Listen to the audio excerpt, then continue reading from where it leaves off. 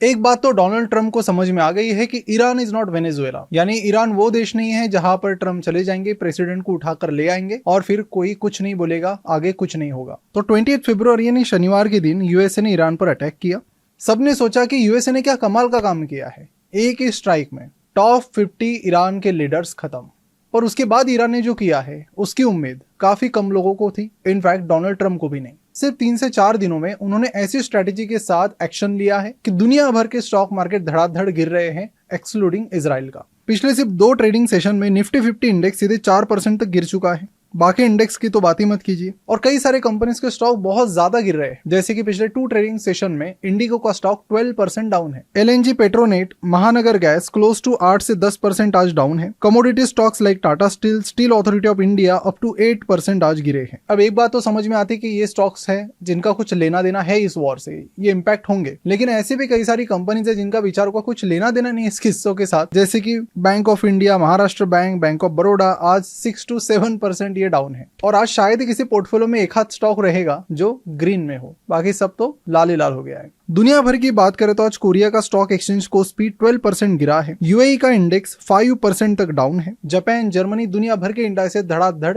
नीचे जा रहे हैं। पूरा मार्केट अभी पैनिक मोड में है। इनफैक्ट पैनिक मोड की आदत लोगों को लग गई है। पहले टैरिफ चल रहा था, टैरिफ से ये कंट्री वो कंट्री, उसमें 10 झमेले। उसके बाद अभी वॉर शुरू हो गया है। पहले वेनेजुएला का किस्सा था, अभी ईरान का हो गया है। तो कई सारे लोग फिर अभी डायलेमा में हैं कि मार्केट गिरेगा तो सही, लेकिन कब तक गिरेगा। तो आज के इस वीडियो में इस पूरे सिनेरियो को समझने की कोशिश करते हैं। वीडियो में आगे बढ़ने से पहले आपको बता दूं कि बहुत सारे लोग इन्वेस्ट तो करना चाहते हैं, लेकिन ये सब रिसर्च करना, वैल्यूएशन करना, इसके लिए टाइम नहीं दे पाते। और ऐसे ही बिजी लोगों के लिए वी हैव लॉन्च्ड इकाशी प्रो, जिसमें मेरी टीम आपका काम बिल्कुल आसान करेगी। वो अच्छे शेयर्स ढूंढेगी, उन पर रिसर्च करेगी, वैल्यूएशन निकालेगी और अभी स्टॉक मार्केट में एंट्री करने के लिए अच्छा टाइम है या नहीं वो भी आपको बताएगी। और साथ ही उस स्टॉक को आपके लिए डेली बेसिस पर ट्रैक भी करेगी, जिससे आपका काम हो जाएगा बिल्कुल आसान। And yes, we are SEBI registered research analyst. इस कम्युनिटी में 2 प्लान्स है। एक 6 मंथ्स का है जिसमें आपको 6 वेल रिसर्च स्टॉक्स मिलेंगे, और दूसरा 12 महीने का है जिसमें आपको 12 वेल रिसर्च स्टॉक्स मिलेंगे। ये सारी चीजें आपको ईमेल और व्हाट्सएप के जरिए दी जाएगी। तो देर किस बात की, इकाशी प्रो का इंक्वायरी फॉर्म आपको नीचे डिस्क्रिप्शन और कमेंट बॉक्स में मिल जाएगा। उस फॉर्म को भरिए और मेरी टीम आपसे कनेक्ट करेगी और आपको इसके बारे में पूरी इन्फॉर्मेशन देगी। So see you in the community. And yes, one more thing, हमने रिसेंटली इकाशी टाइम्स कम्युनिटी भी लॉन्च की है, जहां पर स्टॉक मार्केट की डेली अपडेट्स और सारे आईपीओस के रिव्यूज यहाँ पर आपको मिलते हैं। इकाशी प्रो के साथ ये आपको बिल्कुल फ्री मिलता है अगर आप इस मंथ इकाशी प्रो में एनरोल करते हो तो इस स्पेशल ऑफर का भी जरूर फायदा ले। चलिए बढ़ते हैं वीडियो की तरफ। सबसे पहले तो ट्रंप ने जो भूल यहाँ पर की है उसका अंजाम पूरी दुनिया को अभी भुगतना पड़ रहा है। और अच्छी स्टेबल इकोनॉमीज, अभी रिसेंट रैंकिंग आई थी कि सेफेस्ट कंट्री कौन सी है, तो भाई यूएई है। सेफेस्ट सिटी कौन सी है, तो दुबई है। और आज सेफेस्ट की क्या हालत हो चुकी है आप देख सकते हो, जिनका डायरेक्टली इस वॉर में कुछ लेना देना भी नहीं है। तो ट्रंप का यहाँ पर सीधा कैलकुलेशन था कि जैसे वेनेजुएला में किया वैसे यहाँ पर जाएंगे, खेमेनी को मारेंगे, मारने के बाद सब नॉर्मल हो जाएगा और फिर आगे बढ़ेंगे। आई थिंक ईरान यहाँ पर प्लानिंग के मामले में यूएसए से काफी आगे था, 2 कदम तो आगे ही था। क्योंकि मुझे लगता है कि उन्होंने ये तक भी प्लान किया था कि अगर खेमेनी मारे जाते तो उसके बाद ऑपरेशंस या फिर ये जो वॉर है किस तरह से जारी रखना है, किस तरह के सरप्राइजेस दुनिया को देने हैं। क्योंकि किसी ने नहीं सोचा था कि ईरान इस तरह का रिस्पॉन्स देगा, और वो भी इतना स्ट्रेटेजिक। तो देखिए, ईरान जो है वो दुनिया की 16वीं सबसे बड़ी मिलिट्री पावर है। एक्टिव मिलिट्री पर्सनल इनके पास 6 लाख है और रिजर्व फोर्स 3.5 लाख। देखिए, भले ईरान के पास बहुत ही स्ट्रॉन्ग एयरफोर्स या फिर नेवी पावर ना हो, लेकिन ईरान एक लीडर है चीप ड्रोन अटैक में। उनके पास 4000 एक्टिव ड्रोन्स हैं। कुछ सोर्सेज तो ये कहते हैं कि उनके पास 80,000 शाहिद टाइप के ड्रोन्स हैं, जिनकी कॉस्ट $20,000 to $50,000 है और जो 1000 to 2000 किलोमीटर की रेंज में फ्लाई करते हैं। ईरान की मिसाइल पावर की बात करें तो 2 से 3000 बैलिस्टिक मिसाइल इनके पास है, जिनकी रेंज अप टू 2000 किलोमीटर है। अब एक चीज तो उनको पता थी कि हम यूएस के साथ जीत नहीं सकते, क्योंकि यूएस तक मिसाइल पहुंचना भी काफी टफ रहेगा, और इसलिए उन्होंने शायद दूसरा रास्ता चुना, यूएसए को पनिश करने का। अब उन्हें भी पता था कि जो गल्फ कंट्रीज है कई सारी, वो यूएस के साथ काफी क्लोज है, और पर्टिकुलरली जो गल्फ कंट्रीज है ये 2 तरीके से पैसा कमाती। पहला है ऑयल और दूसरा है टूरिज्म। तो इन गल्फ कंट्रीज पर अटैक करके हम एक जवाब यूएस को दे सकते हैं। तो गल्फ कंट्रीज जिन 2 चीजों पर मेनली चलती है, पहला है ऑयल, तो ऑयल का पूरा काम कैसे ठप करवाया जा सकता है, और दूसरा इस तरह की कैसी सिचुएशन क्रिएट की जाए ताकि दुनिया को लगे कि ये सेफेस्ट कंट्री नहीं बल्कि रिस्कीएस्ट कंट्री है। और साथ ही टूरिज्म को खराब करने के लिए ऐसा क्या किया जा सकता है जिससे ये कंट्री सेफेस्ट कंट्री नहीं बल्कि रिस्कीएस्ट कंट्रीज बन जाए। तो यहाँ पर ईरान सबसे पहले इन कंट्रीज का जो सबसे मेन रेवेन्यू सोर्स है ऑयल उसे रोकना चाहता है। तो ये लोग क्या कर रहे हैं, जो ऑयल का रूट है इनका स्ट्रेट ऑफ हॉर्मुज उसे क्लोज कर रहे हैं ताकि ऑयल की ट्रांसपोर्ट रुक जाए और इन कंट्रीज की इकोनॉमी पर डायरेक्ट इंपैक्ट हो। और दूसरी चीज, वहां की रिफाइनरीज पर अटैक करो। रिसेंटली न्यूज आई, यानी दुनिया की जो सबसे बड़ी ऑयल रिफाइनरी है सऊदी अरामको, जो एक तरह से दुनिया की टॉप 2-3 बिजनेसेस में आते हैं वैल्यूएशन वाइज, उनकी रिफाइनरी पर इन्होंने अटैक किया। तो देखिए, दुनिया का 20% जो ऑयल है वो स्ट्रेट ऑफ हॉर्मुज से जाता है।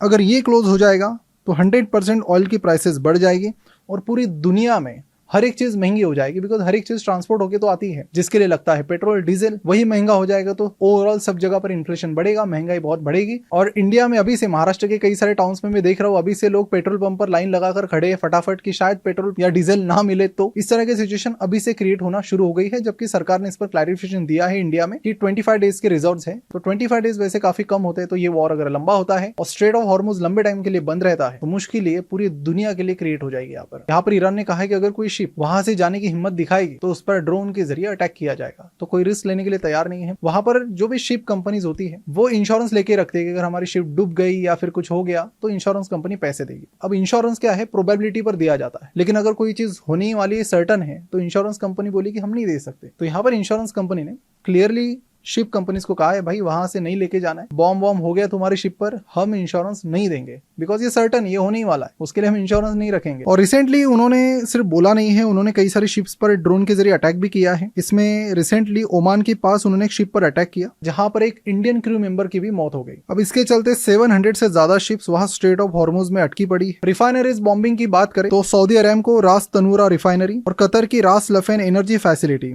इन दोनों जगह पर उन्होंने ड्रोन अटैक किए। अभी पिछले 3 से 4 दिनों में ऑयल की जो प्राइसेस है वो 15% से बढ़ी है और अगर ऐसा ही चलता रहा तो हर दिन 5-7% से ये बढ़ती रहेगी। और इतना ही नहीं, इन्होंने अगर आप देखेंगे तो स्ट्रेटेजिकली जो भी टूरिज्म प्लेसेस है उनको भी अटैक करना शुरू किया। पूरी दुनिया को पता है कि दुबई का मेन जो अट्रैक्शन है वो है बुर्ज खलीफा, तो भाई उसको कैसे अटैक किया जाए, पाम जुमेरा पर कैसे अटैक किया जाए, दुबई एयरपोर्ट जो one of the busiest airport में से एक है दुनिया में, वहां पर प्रॉब्लम कैसे क्रिएट की जाए ताकि नेक्स्ट टाइम कोई वहां पर स्टॉप लेने से डरे। देखिए, इंडिया का जो 60% ऑयल है, क्रूड ऑयल जिससे पेट्रोल डीजल हमारा बनता है, वो इसी स्ट्रेट ऑफ हॉर्मुज से आता है। अगर ये बंद हुआ तो इंडिया पर उसका इम्पैक्ट तो होगा ही होगा। ठीक है, हम बाकी कंट्रीज से ले सकते हैं, लेकिन वो फ्लो जमने में टाइम लगता है जनरली। साथ ही हम जिस चीज पर हमारी रसोई चलती है एलपीजी पर, उसका भी बहुत बड़ा सोर्स वही से है, और जो कतार पैसेज है वही से ये सारा एलपीजी आता है इंडिया में। अगर ये स्ट्रेट ऑफ हॉर्मुज बंद हो जाए तो फिर दूसरा कोई इसका अल्टरनेट नहीं है, हम प्रॉब्लम में आ जाएंगे, इतना तो श्योर है। और सिर्फ इंडिया की बात नहीं,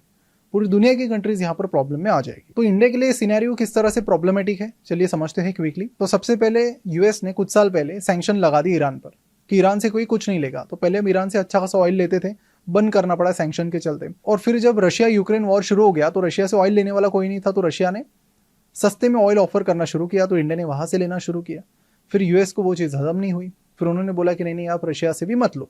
फिर रशिया से भी हमने वो जो ट्रेड डील थी उसके पहले बता दिया कि ठीक है हम वहां से नहीं लेंगे। अब इसके चलते यहाँ पर एक नया इशू आ गया कि इंडिया तक अभी किसी भी कंट्री से, गल्फ कंट्रीज से ऑयल मंगाना है तो हम पहुंचेगा कैसे। यहाँ पर वेनेजुएला का ऑप्शन शायद खुला हो सकता है, लेकिन वेनेजुएला का जो ऑयल है वो काफी लंबा पड़ता है, हमें रूट वाइज ज्यादा टाइम लगता है, ज्यादा पैसे लगते हैं। प्लस वेनेजुएला का जो क्रूड ऑयल है उसकी क्वालिटी बाकी कंट्रीज के जो क्रूड ऑयल से काफी खराब भी है। तो अगर ये वॉर कंटिन्यू रहता है तो इंडिया के पास कोई ऑप्शन नहीं रहेगा but to buy the oil from Russia. देखिए, सवाल ये भी आता है कि कौन कौन से स्टॉक्स पर इंपैक्ट होगा इस वॉर का, क्योंकि स्टॉक हर कोई गिर रहा है। तो आपको बता दूं कि स्टॉक मार्केट के पर्सपेक्टिव से ये बहुत चीज़ मैटर करती है कि ये वॉर कब तक चलेगा। अगर ये वॉर बहुत लंबा चलता है, जैसे डोनाल्ड ट्रंप ने कहा कि हमें भी उम्मीद नहीं थी इस तरह के रिएक्शन की, और इसी के चलते ये वॉर कुछ हफ्तों तक या फिर कुछ महीनों तक भी लंबा जा सकता है। तो ओवरऑल देखा जाए तो पिछले 1.5 सालों से मार्केट गिर ही रहा है। पहले ये था कि FII भाग गए, फिर आ गए टैरिफ खत्म नहीं हुए तो इस साल खराब बजट आ गया, उसके बाद भी अगेन मार्केट गिर गया क्योंकि STT टैक्सेस वगैरह और बढ़ गए। और उसके बाद ये वॉर का सिनेरियो, तो जब से ट्रंप आए हैं पावर में, मोटा मोटी तब से दिक्कतें ही दिक्कतें हैं, ना सिर्फ यूनाइटेड स्टेट्स को बल्कि पूरी दुनिया को। इसलिए इक्विटी मार्केट में, मतलब अगर पिछले 10-12 सालों में देखा जाए तो छोटे मोटे बेयर रन आते थे तो तुरंत चले भी जाते थे। कोविड में आया, 2-3 महीना रुका, फिर मार्केट रिकवर होना शुरू हो गया। लेकिन यहाँ पर अगर देखा जाए तो एकदम से मार्केट गिरा नहीं है पिछले 1.5 सालों में, लेकिन धीरे धीरे धीरे गिरता ही जा रहा है। तो इसलिए जो रिकवरी टाइम है वो भी थोड़ा लंबा ही रहेगा। तो इसलिए अगर कोई भी इस मार्केट में इन्वेस्ट करना चाहता है, अपॉर्चुनिटी को ग्रैब करना चाहते हैं कि मैं यहाँ पर सस्ते में स्टॉक्स ले रहा हूँ, क्योंकि डिस्काउंट में तो कई सारे स्टॉक्स यहाँ पर अवेलेबल है ही। लेकिन अगर यहाँ पर आप एक शॉर्ट टर्म होराइजन के साथ आ रहे हो 4 महीने 6 महीने, तो ये सही टाइम नहीं होगा, क्योंकि ये वॉर अगर लंबा चलता है तो मार्केट इस तरह दबके ही रहेगा, क्योंकि इस तरह की वॉर सिचुएशन में मार्केट एकदम ग्रो करेगा, इस तरह की सिचुएशन होना काफ़ी मुश्किल है। तो एयरलाइन बिजनेसेस है, पर्टिकुलरली इंटरनेशनल एयरलाइंस, उनके बिजनेसेस जब तक ये वॉर रुकता नहीं है, नंबर्स तो इंपैक्टेड हो गई, प्लस जो ऑयल कंपनीज उनके लिए प्रॉब्लमेटिक चीज़ें हैं।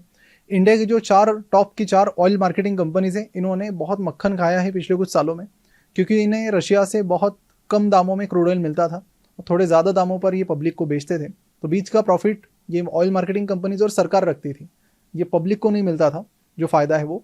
और अब ये मक्खन इनका चला गया रशिया की डील खत्म होने के बाद। जहाँ से भी इन्हें अभी क्रूड ऑयल लेना है तो वो कॉस्ट रशिया के कंपेरेटिवली थोड़ी ज़्यादा ही है, और अब ये और दिक्कतें हो गई, तो इससे जो क्रूड ऑयल की कॉस्ट है और बढ़ रही है, जिससे ऑयल मार्केटिंग कंपनीज और ऑयल रिलेटेड कंपनी जो है फिलहाल प्रेशर में तो है। और बाकी जो कई सारी कंपनीज है, जैसे हमने देखा कि सरकारी बैंक्स की प्राइसेस बहुत तेज़ी से गिर रही है, और अलग अलग सेक्टर की कंपनीज है जिनका कोई लेना देना नहीं वॉर से, वो भी गिर रहे हैं। तो ये जनरली होता ही है, कोई भी वॉर हो जाए दुनिया में जो बड़े लेवल का हो तो मार्केट गिरता है, और उसमें अच्छे बुरे लेना देना हो नहीं हो सब गिर जाते हैं। तो ऐसे में जो भी अपॉर्चुनिटी आपको जहाँ पर लग रही है वहाँ पर बने रहिए, बट मेक श्योर कीजिए कि आप लंबे टाइम होराइजन के लिए यहाँ पर आ रहे हो, क्योंकि जब तक ट्रम्प है तब तक ये चीज़ें होती रहेगी, इसकी हमें आदत लगानी पड़ेगी। और आपको जो इन्वेस्टमेंट टाइम होराइजन है यहाँ से एटलीस्ट 5 साल का होना चाहिए। तो यहाँ पर 1.5 साल तो हो गया, फिर भी 2.5 साल बाकी है।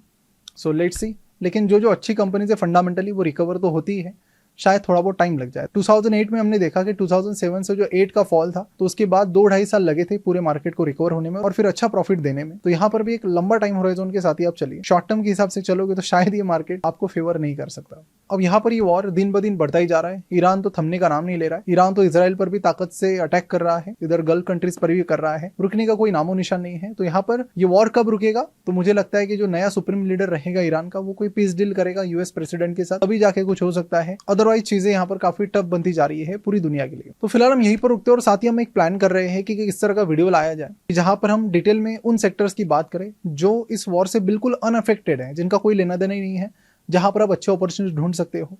साथ ही वहां पर हम डिटेल में आपको इनडायरेक्ट इंपैक्ट वाले, जैसे हमने देखा पेट्रोलियम कंपनीज हैं, कुछ एयरलाइन कंपनीज हैं, इनका तो डायरेक्ट इंपैक्ट है ही इस वॉर से, लेकिन देयर आर फ्यू कंपनीज जिनका इनडायरेक्ट है, जो विजिबली डायरेक्टली दिखता नहीं है। तो उनके बारे में अगर आप चाहते हो एक डिटेल वीडियो लाया जाए तो प्लानिंग तो है हमारी। अगर आप कमेंट करके बताएंगे तो उस पर भी वीडियो 1-2 दिन में हम जरूर लाएंगे। तो फिलहाल यहीं पर रुकते हैं। Stay safe, don't travel for at least next few days and out of India particularly. And जाते थे इकाशी प्रो को जरूर चेकआउट कीजिए, बहुत ज़बरदस्त डिस्काउंट यहाँ पर चल रहे हैं।